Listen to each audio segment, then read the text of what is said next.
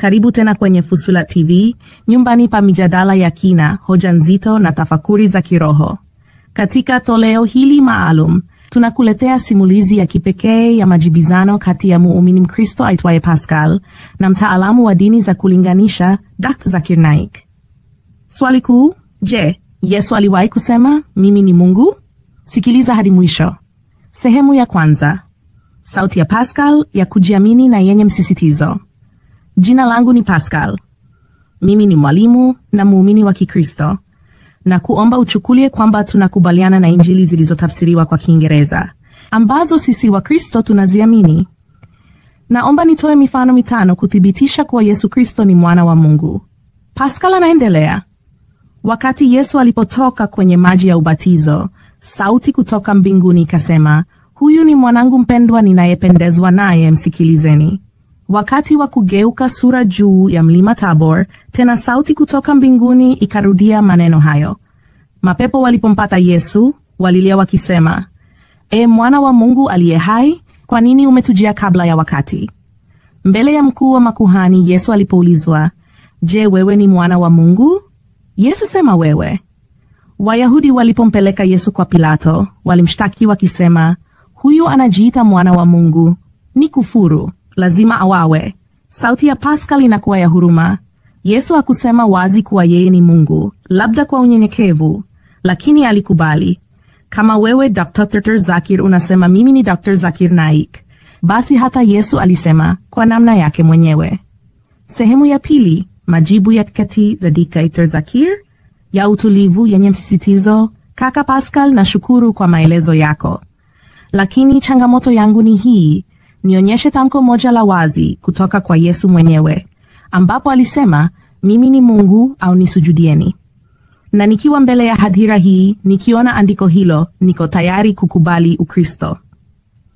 Kuhusu neno mwana wa Mungu, Biblia ina wana wa Mungu wengi. Adamu ni mwana wa Mungu, Israeli ni mwana wa Mungu, wanaongozwa na Roho wa Mungu ni wana wa Mungu. Hivyo basi kuitwa mwana wa Mungu hakuthibitishi kuwa Yesu ni Mungu. Yohana sura ya 3 mstari wa 16, neno begotten. Wakristo wanasema Yesu ni mzaliwa pekee wa Mungu. Lakini katika tafsiri ya Revised Standard Version, tafsiri ya kisasa zaidi, neno begotten limeondolewa. Kwa nini? Kwa sababu ni bandia, halikuwepo kwenye maandiko ya awali. Linaashiria tendo la kuzaliana, jambo ambalo halifai kutumika kwa Mungu. Sauti ya kushtuka, kwa mfano, kama nitamuita kijana mdogo mzaliwa wangu wa pekee, atanishambulia. Kwa sababu hiyo ni lugha ya mwilini, ya viumbe wanaozaliana kimwili. Mungu hasikilizwi kwa namna hiyo. Kuhusu mapepo, Yesu alisema, na wafukuza pepo kwa Roho wa Mungu. Mathayo sura ya 12 mstari wa 28. Kwa kidole cha Mungu na watoa pepo. Luka sura ya 11. Hakuweza kwa nguvu zake, bali kwa ruhusa ya Mungu. Pascal, hoja zako zote zikifupishwa hazithibitishi uungu wa Yesu. Yesu ni nabii mtukufu wa Mungu, si Mungu mwenyewe. Hakuwahi kusema mimi Mungu, kusema nisujudieni. Na hadi leo changamoto yangu bado iko wazi. Sehemu ya mwisho, sauti ya kiutangazaji ya kutafakarisha. Je, hoja hizi zimekugusa? Je, kweli Yesu alidai kuwa Mungu, au tunapaswa kuelewa ujumbe wake katika muktadha wa kinabii? Tuandikie maoni yako hapa chini. Je, una ushahidi wowote tofauti? Usikose vipindi vingine vya mijadala mizito hapa nyumbani pa ukweli, hoja na elimu ya kiroho. Subscribe, like. My name is Pascal. I'm a teacher by profession. I'm a Christian. Taking for granted that you agree the Gospels translated in English, which we Christians believe, I will quote these examples. Number 1, in all the 4 Gospels, when Christ came out of the waters of baptism, there was a voice from heaven saying, this is my beloved Son, in whom I am well pleased. Listen you to him. In the same way, number 2, on Mount Tabor, when he was transfigured and when his face shone like the sun, there was a voice from heaven saying, this is my beloved Son, in whom I am well pleased. Listen you to him. And several times, when he cast out the devils, they came out of the men proclaiming, Thou Son of the living God, why have you come to torture us before the time? And again, before the high priest, then the high priest asked him, in the name of the living God, I ask thee, art thou the Son of the living God? Christ says, thou hast said it. And the priest, and the number 5, the high priest and the scribes, when they accused Jesus before the Pilate, they said, this man says he is the Son of God. It's a blasphemy according to our religion. Therefore, we want to crucify him. Pilate didn't know about it. The very reason why they wanted to put Christ on the cross is that he claimed himself to be the Son of God. Because even though he didn't directly say, I am the Son of God, it is indirectly said. Suppose I say, you are Dr. Zakir Naik and you are MBBS doctor, and you tell me, yes, brother, you have said it. Is it not amount to saying that yourself saying, I am Dr. Zakir Naik, MBBS? In the same way, Christ, even though he didn't say, I am the Son of God, he has approved it. Perhaps out of modesty, he didn't say, I am the Son of God. Again, one more example. Martha. Brother, your question. You already quoted 5 verses without giving references. No, What's the question, brother? I have not come prepared for that. That's why I not quote. Fine, I will give you the reference. No problem, brother. I will give you the reference. I'll help you. Yes. I'll help you, brother. No problem. What's the question? Do you mean to say by quoting all these 5 things, Jesus claimed divinity? Yes. Fine, I'll give you a reply. My challenge, brother, was point out a single unequivocal statement in the complete Bible where Jesus Christ, peace be upon him, himself says that I am God, or where he says, worship me, I am ready to accept Christianity. You did not point out a single statement, unequivocal statement in the complete Bible where Jesus Christ, peace be upon him, himself says that I am God, or where he says, worship me. Here is the Bible, brother. This is the King James Version. And since you're a teacher and you claim to be a pastor, you're a pastor. No. You're a teacher. I'm a teacher. But not I'm an ordinary believer of Christianity. Fine. There is something like a red letter Bible. Whatever Jesus Christ said, it's in red. Now you mentioned 5 things, and these things can be clubbed into 2 things. First, you quoted that everywhere. You didn't quote correctly. What you wanted to quote was the Gospel of John, chapter number 3, verse number 16, which says, for God so loved the world that he gave his only begotten Son. Whosoever believeth in him shall not die but have everlasting life. It is not in all the 4 Gospels. It's only in Gospel of John, chapter number 3, verse number 16. Please note it down. You can check it up. Gospel of John, chapter 3, verse number 16. For God so loved the world that he gave his only begotten Son. Whosoever believeth in him shall not die but have everlasting life. And again, you quoted in the ending the 5th time that Jesus Christ said he was the Son of God. You said that. Do you know Bible has got sons of God by the tons? If you read the Bible, Adam was the son of God, peace be upon him. Ephraim was the son of God. Israel was the son of God. If you read the Romans chapter number 8, it says, all those who are led by the Spirit of God, they are sons of God. If you're a godly person, you're a son of God. If I'm a godly person, I'm a son of God according to the Bible. But they say, no. Jesus Christ is not a normal son. He is the begotten Son.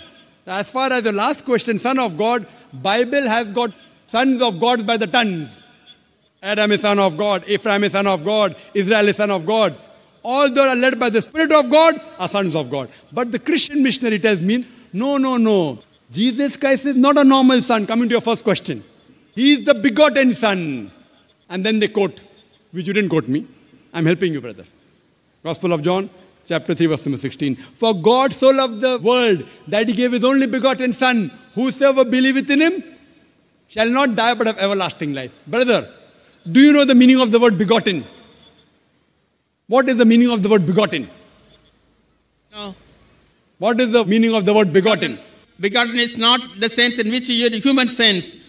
See, the word begotten. I am asking you the meaning of the word begotten. Yes, I know. What is the meaning of the word begotten?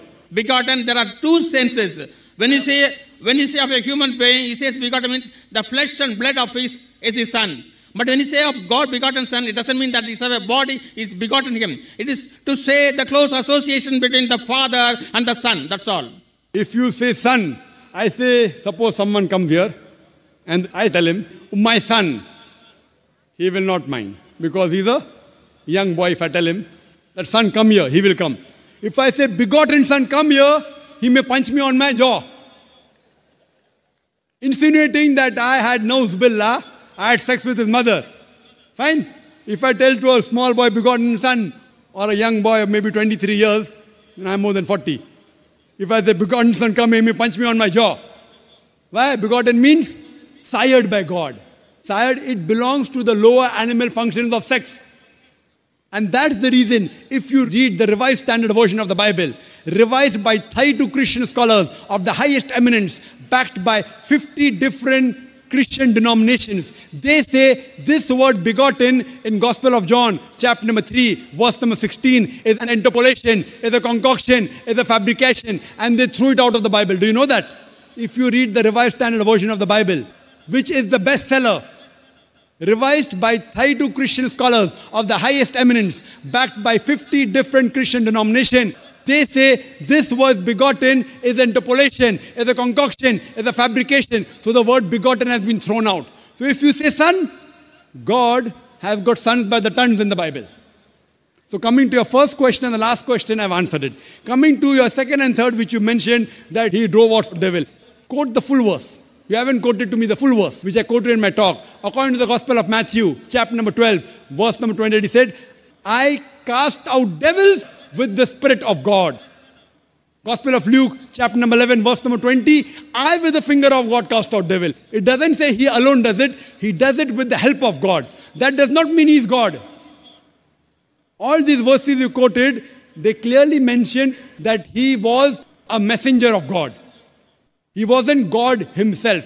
That is the reason I challenge you. Point out a single unequivocal statement in the complete Bible where Jesus Christ, peace be upon him, himself says that I am God, or where he says worship me. And I'm ready to accept Christianity. Nowhere Jesus ever said that. Just if I tell to the son, son come here, that does not make him my begotten son. Fine? The same way, if you tell me that I will call you Dr. Zakir Naik, fine, and if I don't object, that doesn't, it may be true, may be wrong. People say, Dr. Zakir Naik, scholar. I don't consider myself to be a scholar. I consider myself to be a student of knowledge. If people call me scholar, and if I continue, that doesn't mean I accept it. They consider me to be a scholar. I don't consider myself to be a scholar. Always refer to myself as a student of knowledge, a talib ilm. So you, what you have to point out from the Bible is, anywhere in the Bible, it should be in red letter. Red letter means the words of Jesus Christ, peace be upon him.